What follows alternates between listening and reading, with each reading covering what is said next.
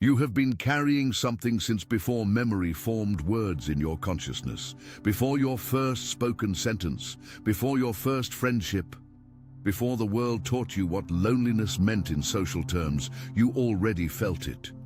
That cellular recognition that this dimension operates at a frequency fundamentally incompatible with your core essence.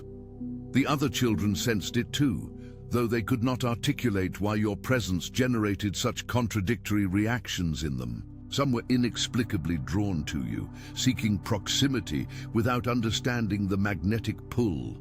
Others recoiled with disproportionate hostility, as if your very existence triggered alarms in systems they did not consciously know they possessed.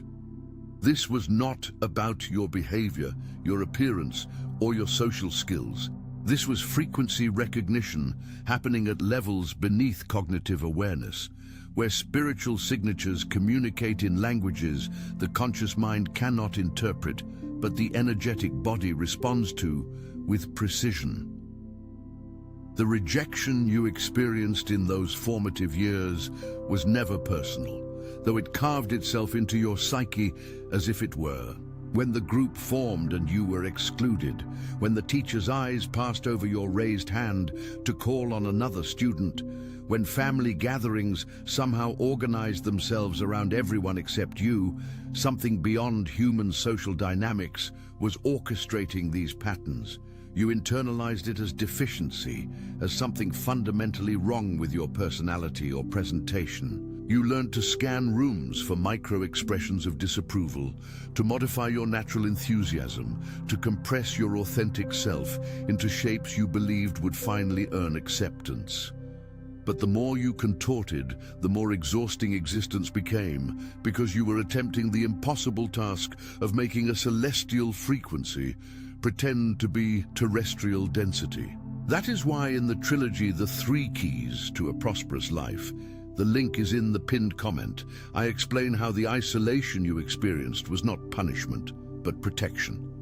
While you were learning to navigate rejection, your angelic frequency was developing the musculature to sustain light in hostile environments.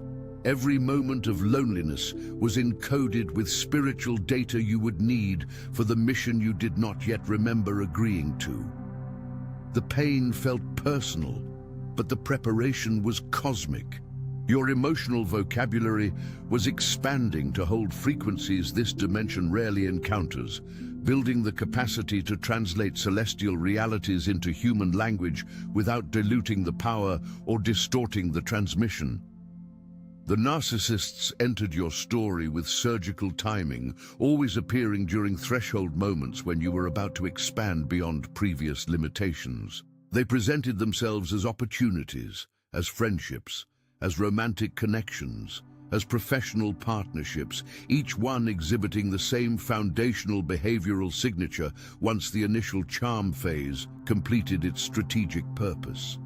They studied you with an intensity that felt like genuine interest, asking questions that seemed to demonstrate authentic curiosity about your inner world. They mirrored your values back to you with such precision that you believed you had finally found someone who understood the language you had been speaking into voids your entire life. They created safety enough for you to lower defenses you had constructed through years of caution, enough for you to share the vulnerable territories where your real dreams lived, where your unspoken hopes waited for permission to be voiced without ridicule. Then came the shift, so subtle at first that you questioned your own perception, wondering if you were manufacturing problems where none existed, if your past wounds were causing you to misinterpret neutral interactions as hostile ones. The person who hung on your every word suddenly seemed distracted during conversations, checking their phone, their eyes glazing over when you spoke about topics that previously generated enthusiastic engagement. The ideas you shared in private confidence began appearing in their public presentations, repackaged with slightly different vocabulary but unmistakably sourced from your original transmission. When you noticed and gently mentioned the similarity, they looked at you with such convincing confusion, such apparent innocence, that you felt guilty for even bringing it up.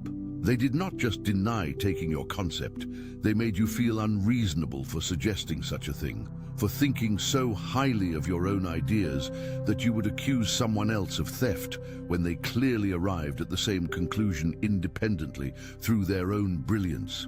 This gaslighting operation follows an ancient protocol, refined across millennia of spiritual warfare, deployed with particular precision against individuals carrying angelic frequencies in human form. The narcissistic entity, whether operating with conscious awareness of their role or functioning as an unconscious puppet for monitoring frequencies, executes a systematic dismantling of your reality anchor. They need you destabilized because a grounded angel is impossible to harvest from. When your feet are firmly planted in certainty about your own perceptions, about your own worth, about your own divine assignment, their access points close. They cannot siphon energy from someone who has clear boundaries. They cannot steal anointing from someone who guards their oil with discernment. They cannot distort the mission of someone who maintains unshakable connection to their source. So they create psychological fog, thick and disorienting, designed to make you question the very faculty of perception itself. They tell you something happened one way on Monday, then describe it completely differently on Thursday. And when you reference what they said on Monday, they insist that conversation never occurred, that you must be confusing them with someone else, that your memory is unreliable, and perhaps you should be concerned about that. They promise to show up and do not, then act bewildered when you express disappointment, claiming they never agreed to that plan, that you must have misunderstood, that you are being overly sensitive and dramatic. They praise you publicly while undermining you privately, creating a cognitive dissonance that splits your ability to trust your own discernment. They position themselves as your biggest supporter while simultaneously planting seeds of doubt about your capabilities in the minds of others, all while maintaining an expression of such benevolent concern that you feel terrible for suspecting their motives. The micro-expressions give them away, though, for those trained to read the subtle leakage that occurs when darkness temporarily loses control of its mask. Watch the eyes when you share something vulnerable, something that cost you emotional capital to articulate. For a fraction of a second before the sympathetic expression slides into place, there is something else, something that looks almost like satisfaction, like a predator registering that the prey has just revealed the location of its nest. That flicker of what appears to be smugness or triumph, gone so quickly you almost convince yourself you imagined it, is the visible evidence of an intelligence operating beneath the human personality, cataloging information, marking coordinates, preparing extraction protocols for frequencies it has been assigned to harvest. The contempt shows up in their tone more than their words, in the slight edge that appears when you accomplish something they wanted for themselves, in the passive-aggressive comments disguised as jokes that everyone else laughs at. While you feel the sting of humiliation, they claim you are misinterpreting. They cannot help the envy that leaks through because envy is the core operating system of fallen frequencies. Attempting to access dimensions, their vibrational signature disqualified them from inhabiting. They look at you and see something they cannot manufacture through effort or strategy, something you carry effortlessly that no amount of mimicry can authentically replicate. And it drives them to depths of rage they must constantly suppress beneath socially acceptable presentations. This explains why their attacks intensify precisely when you are about to break through into new levels of anointing, new dimensions of assignment, new territories of authority. They are monitoring frequencies connected to intelligence networks that track the movements of chosen ones through spiritual realms you navigate even in your sleep. When your frequency begins to spike, when the energetic signature you emit starts shifting from preparation phase to activation phase, when the spiritual courtroom issues promotion papers that create seismic shifts in invisible hierarchies, The narcissistic agents receive alerts in their consciousness, often experienced as sudden intrusive thoughts about you, unexplained urges to contact you, compulsions to disrupt whatever you are building. They do not understand why they feel compelled to interfere. Most operate without conscious awareness of their function in larger spiritual warfare operations. They simply experience overwhelming urges to criticize, to undermine, to sabotage, to create chaos in your world.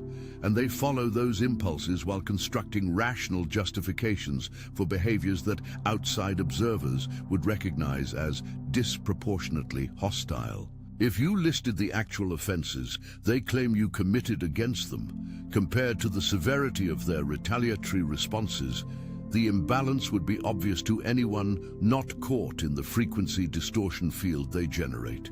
But here is what narcissistic entities and the monitoring spirits that deploy them fundamentally miscalculate in their strategic operations against chosen ones.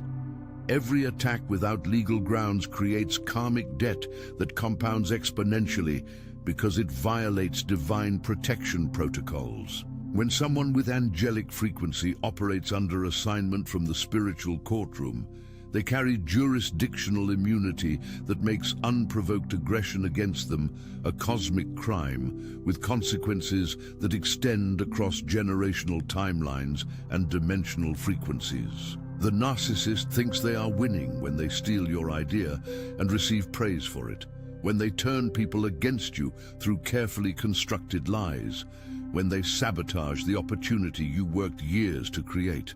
But in the invisible courtroom where actual power is distributed, each offense is being recorded, time-stamped, catalogued as evidence that will be presented when the case reaches its conclusion. The law operating here is ancient and unbreakable, encoded into the fabric of creation itself, functioning with mechanical precision regardless of whether participants believe in its existence. When light is attacked by darkness without legal justification, when chosen ones are targeted simply for carrying frequencies that expose the lies hell has been telling humanity, when angelic assignments are interfered with by forces attempting to prevent missions that threaten their territorial control, the spiritual courtroom does not require the victim to file complaints or hire representation.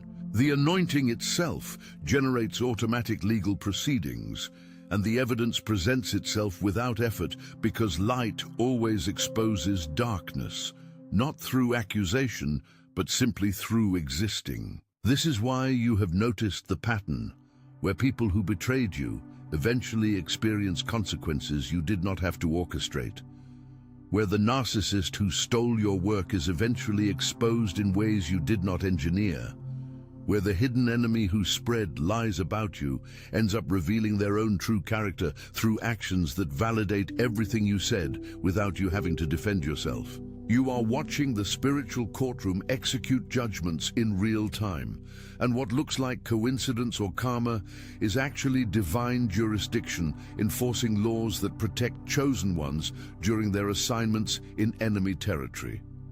The exhaustion you feel after social gatherings is not introversion, and it is not social anxiety, though those labels may partially describe the symptoms without explaining the actual mechanism.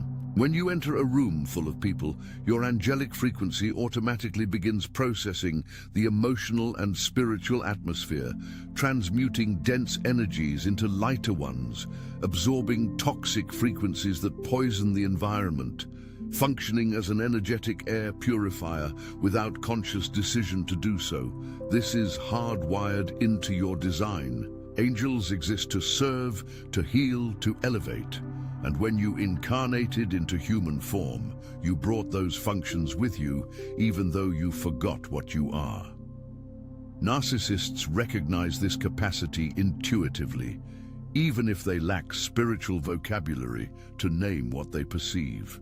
They feel the lightness that occurs in your presence, the way their own darkness temporarily retreats, the way their thoughts clarify and their emotional turbulence settles when you are near. But instead of gratitude, they experience resentment, because your light reveals how much darkness they have been nurturing, how many lies they have been believing, how far they have drifted from their own divine potential.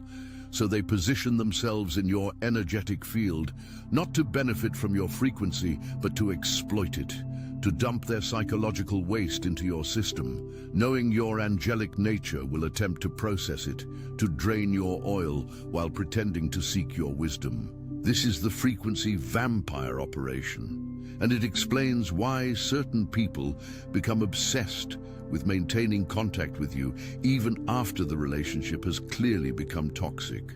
They are not staying because they value you. They are staying because they are addicted to the energetic high they experience in your presence, to the temporary relief from their own inner chaos that your frequency provides, to the stolen sense of purpose and meaning they extract from proximity to your light.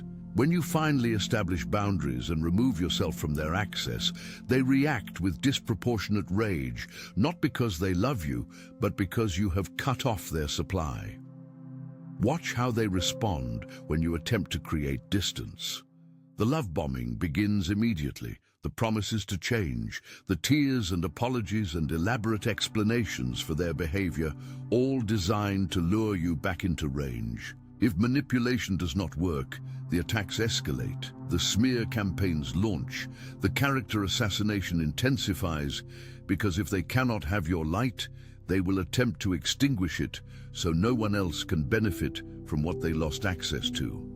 This is pure envy in its most concentrated form, the same frequency that caused Lucifer to rebel against divine order when he could not accept his assigned position in the celestial hierarchy. The dreams began before you had language to describe them, recurring with such consistency that you wondered if everyone experienced the same nocturnal terror or if this was something unique to your experience. You are running, but your legs move through substance thicker than air, each step requiring exponential effort while producing minimal forward motion, and behind you, something pursues with speed that should not be possible in physical reality. You never see its face clearly, but you feel its intention, the singular focus on capture, on consumption, on ending whatever it is that you carry that makes you worthy of such relentless pursuit. Your lungs burn and your muscles scream, and you push through exhaustion that should collapse you. But you cannot stop because stopping means being caught, and being caught means something worse than death, something that would extinguish not just your body, but your essence itself. These chase dreams are not random productions of an anxious subconscious. They are astral recordings of actual events occurring while your consciousness travels through dimensions your waking mind has no context to interpret. During sleep, when the rational filters of the conscious mind release their grip on perception, your angelic frequency activates more fully, navigating realms where your mission assignments are updated, where strategic intelligence is downloaded, where your connection to your true identity strengthens outside the amnesiac fog that incarnation into human form requires. Monitoring spirits track these movements, attempting to intercept the downloads, to corrupt the transmissions, to terminate the consciousness before it can return to the body with the information it accessed. The paralysis that pins you to your bed when you wake is the visible evidence of this invisible warfare. The moment when your consciousness has returned to your body, but the astral attachments have not yet released, creating that horrifying experience of being fully awake and completely immobilized, unable to scream, unable to move, feeling pressure on your chest like something sitting on your ribcage, preventing the deep breath that would break the spell. You sense a presence in the room, sometimes in peripheral vision, sometimes as a weight in the atmosphere, sometimes as a certainty that you are not alone despite all physical evidence suggesting otherwise. This is not sleep paralysis in the medical sense. This is the aftermath of spiritual combat, the recovery period where your frequency reintegrates with your physical form after navigating territories where different laws of physics and engagement operate. The narcissist who presented themselves as your closest friend, who knew your secrets and your struggles, who heard your dreams when you were too afraid to speak them aloud to anyone else, started exhibiting strange behavioral shifts that you initially attributed to stress or life circumstances before you recognized the pattern. They began speaking with your inflections, using phrases that were distinctly yours, adopting opinions they had previously opposed after hearing you articulate the reasoning behind those positions. When you mentioned noticing these similarities, they laughed it off as coincidence, as the natural result of spending significant time together, as you being egotistical to think you had such influence over their independent thinking. But the mimicry intensified, becoming more precise, more deliberate, crossing the line from unconscious mirroring that happens naturally in close relationships into something that felt like studied impersonation. They began dressing like you, decorating their space with items similar to yours, even adopting your gestures and mannerisms in ways that made mutual acquaintances comment on the uncanny resemblance. When confronted more directly, they became defensive, accusing you of jealousy, of being possessive, of wanting to control their self-expression and personal evolution. They flipped the script so convincingly that you started questioning your own perception, wondering if you were being unreasonable, if your past experiences with betrayal were causing you to manufacture problems where none existed. This identity theft is not admiration. This is frequency cloning, an attempt to reverse engineer your angelic signature by replicating external markers in hopes of accessing internal dimensions those external presentations emerge from. The narcissist cannot generate authentic light because their frequency is inverted, operating from scarcity and fear rather than abundance and love. So they attempt to steal yours by becoming you. By absorbing your essence through prolonged exposure and systematic study, by harvesting the anointing, they lack the spiritual jurisdiction to receive directly from source. They believe if they can successfully impersonate your frequency, they can access the doors that open for you, receive the downloads you receive, operate with the authority you carry. But stolen anointing never integrates properly, because anointing is not transferable through theft. It must be earned through preparation, sustained through obedience, and protected through discernment. The frequency cloning creates a glitch in their system, a dissonance between what they present externally and what they actually are internally. And this contradiction eventually exposes itself through behavioral inconsistencies that discerning observers recognize as performance rather than authentic expression. The mask slips during moments of stress, revealing the envy and rage underneath the carefully constructed exterior of admiration and affection. The electrical disturbances increased in frequency and intensity as your spiritual awakening accelerated, creating patterns impossible to explain through normal mechanical failures. Light bulbs burned out the moment you entered rooms, sometimes with audible pops and visible sparks that seemed excessive for simple filament failure. Electronics malfunctioned in your presence, despite working perfectly moments before and immediately after. Phones freezing mid-conversation, computers crashing during important tasks, car batteries dying without warning despite recent replacement, always at moments of maximum inconvenience, always creating obstacles to forward momentum. You called electricians who found nothing wrong with the wiring. You replaced devices that continued exhibiting the same problems. You started wondering if you were cursed or if your energy field somehow generated electromagnetic interference beyond normal parameters. The phenomenon was too consistent to be coincidence, but too sporadic to be predictable, occurring in clusters during periods when you were receiving major downloads, when spiritual promotions were processing, when your frequency was spiking to accommodate new levels of anointing your previous capacity could not contain.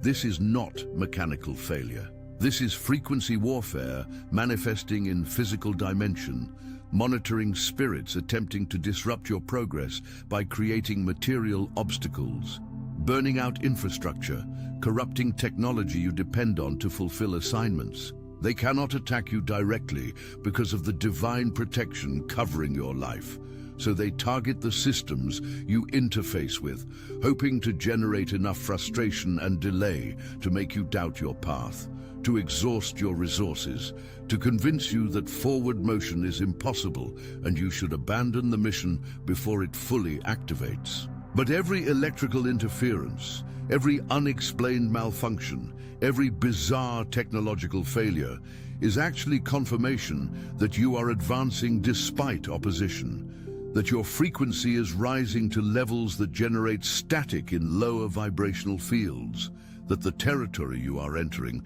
is protected by forces aware of your significance and assigned to ensure you arrive at your destination, regardless of how many obstacles get deployed to prevent the journey. You entered the room where people were discussing you, and the conversation stopped with such abruptness that the silence itself became audible, a thickness in the atmosphere that made your sudden presence undeniable. The expressions on their faces shifted through micro-emotions too quickly for conscious registration, but your intuition catalogued every flicker, recognizing guilt and fear and something else, something that looked almost like terror, as if your arrival had interrupted something far more significant than casual conversation. They recovered quickly, plastering on smiles that did not reach their eyes, generating false warmth that insulted your intelligence, pretending they were discussing something innocuous when the energetic residue in the room testified to entirely different content. This scene repeated across multiple contexts with different players, but the same core dynamic, revealing a pattern of hidden conversations, secret meetings, private discussions that excluded you while being about you, gathering intelligence, forming alliances, coordinating strategies that your presence would disrupt. You were not paranoid. You were accurately perceiving organized opposition operating in shadows, hoping to accomplish through covert operations what they could not achieve through direct confrontation, because direct confrontation with chosen ones carrying divine authority typically backfires spectacularly for the attackers. The silence when you entered was not just human discomfort at being caught in gossip. It was demons reacting to anointing, monitoring spirits experiencing the destabilizing effect of angelic frequency entering contaminated atmospheres, fallen entities recognizing the presence of jurisdictional authority they have no legal defense against. Your physical arrival triggered spiritual shifts in invisible dimensions, forcing darkness to retreat, compelling lies to hide, making evil scramble to protect itself from exposure that happens automatically when light shows up without needing to make accusations or demands. This is why certain people cannot maintain composure in your presence, why they become inexplicably nervous or hostile or withdrawn when you show up, why their carefully constructed facades start cracking when you are near. Your frequency acts as spiritual interrogation light, revealing what people would prefer to keep hidden, exposing agendas they hope to advance undetected, making pretense impossible to sustain because authenticity is the natural environment angelic frequencies generate wherever they anchor. The person you trusted most, who you shared your struggles and dreams with, who you defended when others questioned their character, who you invested years of emotional labor and practical support into, revealed themselves as enemy at the moment of your greatest vulnerability. You were navigating a crisis that required all your internal resources, processing a loss that shattered your previous understanding of reality, trying to hold yourself together while everything felt like it was falling apart, and instead of the support you expected based on years of demonstrated loyalty, they struck with precision that suggested strategic planning rather than spontaneous betrayal. They shared your confidences with people you explicitly asked them not to, using your vulnerability as entertainment in social settings where your pain became their storytelling material. They sided with those who wronged you, offering comfort to your enemies while leaving you isolated in your grief. They position themselves to benefit from opportunities that opened because of your suffering, stepping into spaces you could no longer occupy, claiming territory you had to abandon during your healing process. The cruelty was calculated, the timing too perfect to be accidental, the execution too precise to be merely opportunistic. This Judas dynamic is ancient spiritual warfare protocol, placing a traitor in proximity to chosen ones, building trust over years, positioning themselves as loyal companion, waiting for the exact moment when betrayal will cause maximum damage to mission and maximum pain to messenger. The person carries a monitoring function they may not consciously understand, reporting your movements to intelligence networks that track chosen ones, looking for weaknesses to exploit, creating detailed psychological profiles to be used in future attacks, gathering evidence that will be weaponized when the time comes to discredit you publicly. But the betrayal that devastated you was also the exposure that protected you, revealing the enemy embedded in your inner circle before they could inflict even greater damage during later stages of your assignment. What felt like loss was actually strategic removal, divine intervention disguised as human cruelty, the spiritual courtroom extracting a compromised agent before they could sabotage the mission at critical juncture. The pain was real, but the purpose was protective, creating necessary distance between you and someone who would have eventually attempted to destroy.